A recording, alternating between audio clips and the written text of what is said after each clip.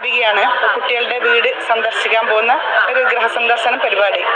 അങ്ങനെ അതിന് പോയ സമയത്ത് എനിക്കൊരു വീഴ്ച സംഭവിച്ചു. നട്ടെല്ല് ഫ്രാക്ചറായി, സ്പൈനൽ കോഡ് ഡാമേജ് വന്നു. കുറേ വർഷങ്ങൾ ട്രീറ്റ്മെന്റ് തന്നെ ആയിരുന്നു.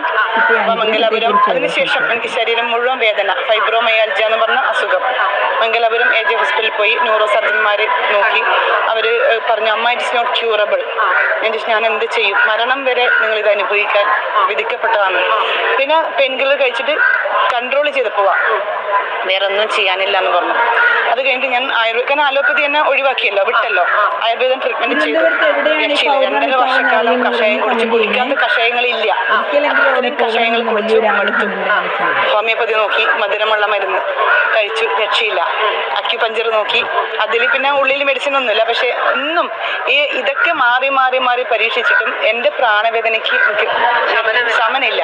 രാത്രി ഉറങ്ങാൻ കഴിയില്ല. പിന്നെ ഞാൻ ചിലപ്പോഴും 2 ആഴ്ച സ്കൂളിൽ പോയാൽ 1 മാസം കിടക്കും. അങ്ങനെ സ്റ്റെപ്പ് കയറാൻ പറ്റില്ല. എന്നാൽ ഞാൻ ഒരു 3-4 സ്റ്റെപ്പ് കയറിയിട്ടുണ്ടെങ്കിൽ 2 ആഴ്ച കിടപ്പിലാവും. ശരീരം മുഴുവൻ തങ്ങനായിട്ട് വേദന, ഷോൾഡർ ലെവലിനേക്കാൾ മുകളിലേക്ക് കൈ ഉയർത്താൻ പറ്റില്ല. അങ്ങനെ അനുഭവിച്ചു. പിന്നെ മെഡിക്കൽ ബോർഡിൽ കൊടുത്ത സമയത്ത് ഈ സ്പൈനൽ കോഡ് ഡാമേജ് വന്നുകൊണ്ട് ന്യൂറോ സിസ്റ്റത്തിനെ ബാധിച്ചു. അപ്പോൾ സെൻട്രൽ ന്യൂറോ സിസ്റ്റത്തിനെ ബാധിച്ചുകൊണ്ട് എനിക്ക് ലോക്കോ മോട്ടോർ ഡിസബിലിറ്റി ആണ് മെഡിക്കൽ ബോർഡ് സർട്ടിഫിക്കറ്റ് ചെയ്തു തന്നു. UDAD കാർഡ്, ഡിസബിലിറ്റി കാർഡ് ഒക്കെ ഉണ്ട്. അങ്ങനെ ഞാൻ എല്ലാം മടുത്തിട്ട് ഇങ്ങനെ ഇരിക്കുമ്പോൾ ഞാൻ കാഞ്ഞങ്ങാട് ആനന്ദാശ്രമത്തിലേക്ക് പോകാറുണ്ട്. അവിടെ എത്തിയപ്പോൾ ഇവിടുത്തെ ഒരു ശാന്തി ഉണ്ടായിരുന്നു, വിജയൻ ശാന്തി പോറ്റി. അദ്ദേഹത്തിന് അവിടെ വെച്ച് യാദൃശ്യമായി കണ്ടു. അദ്ദേഹം പിന്നെ മൂകാംബിൽ പോകാൻ പുറപ്പെട്ടാണ്. പക്ഷെ കാഞ്ഞങ്ങാട് എത്തുമ്പോൾ ആനന്ദാശ്രമത്തിൽ ഇറങ്ങണം എന്ന് തോന്നി.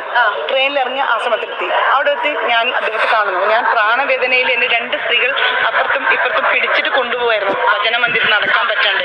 കണ്ടപ്പോൾ എന്ത് പറ്റി അമ്മയെന്ന് ചോദിച്ചു. എനിക്ക് സംസാരിക്കാൻ പറ്റുന്നുണ്ടായിരുന്നില്ല. ഞാൻ മിണ്ടാതെ പോയി. പിറ്റേ ദിവസം അദ്ദേഹം എന്നെ കണ്ടപ്പോൾ ഞാൻ ഇങ്ങനെ അസുഖം കാര്യങ്ങളൊക്കെ പറഞ്ഞു. മറ്റൊരു വാക്ക്, പൗർണമിക്കാവിൽ വരൂ. ഞാൻ അതെവിടെയാ? തിരുവനന്തപുരം. ഞാൻ കേട്ടിട്ടില്ല പറഞ്ഞു. എല്ലാ മാസവും പൗർണമി ദിവസം മാത്രം നടന്നു കൊടുക്കുന്ന ക്ഷേത്രം. അങ്ങനെ ഒരു ക്ഷേത്രം ഉണ്ടോ? ഉണ്ടെന്ന് പറഞ്ഞു. അദ്ദേഹം ഒരു കാർഡും തന്നു, പോയി.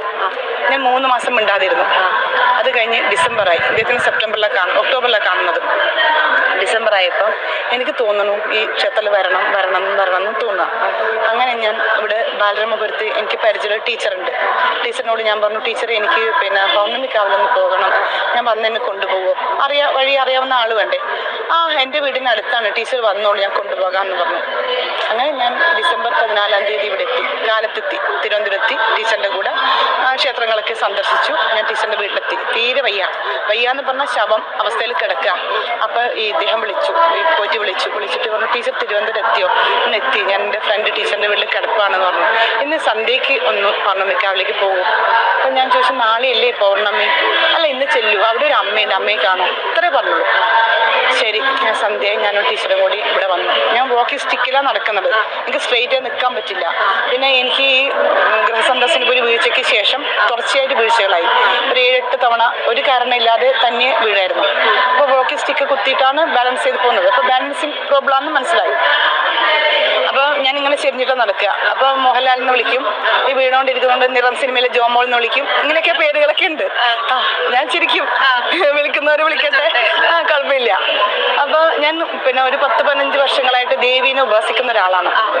ഉപാസനാദി കാര്യങ്ങൾ ചെയ്യുന്നുണ്ട്. അതുതന്നെ എനിക്ക് 1 മണിക്കൂറൊന്നും ചെയ്യാൻ പറ്റില്ല. ഒരു അരമണിക്കൂർ അല്ലെങ്കിൽ 1/4 മണിക്കൂറൊക്കെ ഇരിക്കുമ്പോഴേക്കും ബോഡി സിവിയർ പെയിൻ വരും.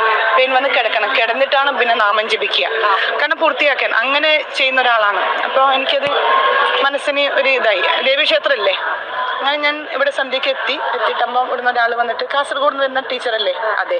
നേരെ അമ്മയുടെ അവിടെ കൊണ്ടുപോയി ഇരുത്തി. അമ്മയെ കണ്ടില്ല, അവിടെ ഇരുന്നു. ഒരു അരമണിക്കൂർ കഴിഞ്ഞപ്പം അമ്മയുടെ മുറിയിലേക്ക് കയറി.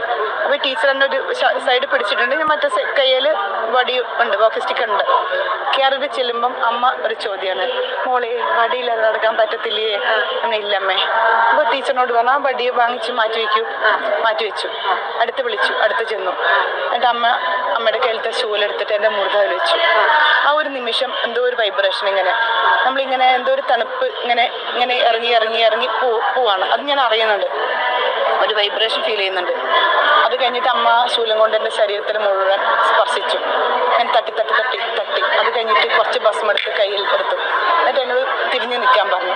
എനിക്ക് ഡാമേജ് വന്നത് ഇവിടെയായിരുന്നു, പുറകിൽ നട്ടലിൻ്റെ അല്ലേ. ആ ഏരിയയിൽ തന്നെ ഞാൻ അമ്മയോട് പറഞ്ഞില്ല, എൻ്റെ അസുഖത്തിനെ കുറിച്ച് ഒന്നും ഞാൻ പറഞ്ഞില്ല.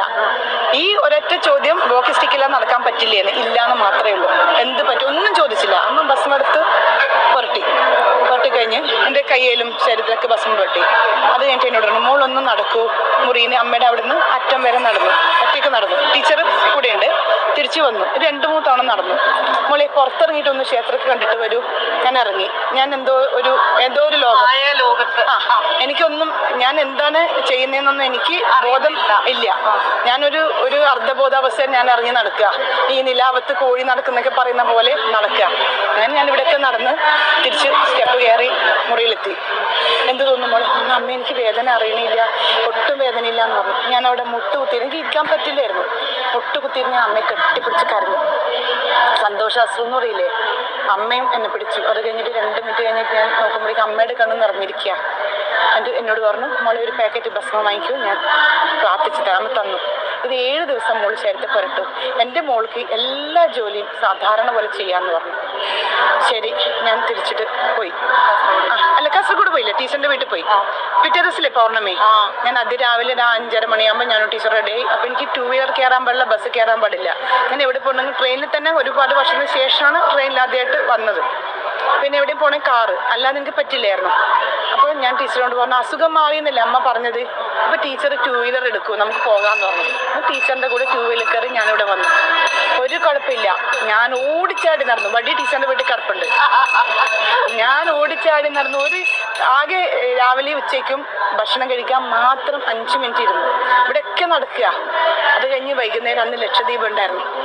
ഡിസംബർ 15 എൻ്റെ മകളുടെ പിറന്നാളായിരുന്നു. അപ്പം പിന്നെ ഞാൻ ഒക്കെ കണ്ട് അങ്ങനെ ലക്ഷദ്വീപൊക്കെ കണ്ട്. അപ്പം അമ്മ ഇങ്ങനെ കയറിയിട്ട് പോകുന്നുണ്ടായിരുന്നു മുകളിലേക്ക്. അപ്പം ഞാൻ പിന്നാലെ നടന്നു. അപ്പം അമ്മ ദീപങ്ങളൊക്കെ കണ്ട് അറിയുന്നു. അല്ല, ഇന്നലെ വടിയും കുത്തി വന്ന് കൊച്ചല്ലയോ ഇത്?